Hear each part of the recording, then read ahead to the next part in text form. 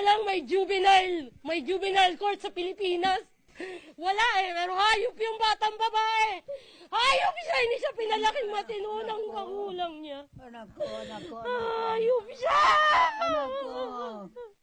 Agarang hustisya ang sigaw ng kanilang pamilya. Sana lang hindi maging rason yung pagiging pulis niya para matakasan niya yung double murder na ginawa niya. Pinakamabait na tita ko yung pinatay niya. Si Tasha na nakita sa video na sinabunutan ng anak ng pulis nung mangyari ang insidente, inalala ang kabutihan ng kanyang ina at kapatid. Halos lahat ng bata dito tawag sa kanya, Mama Son, Mama Son. Ganun po.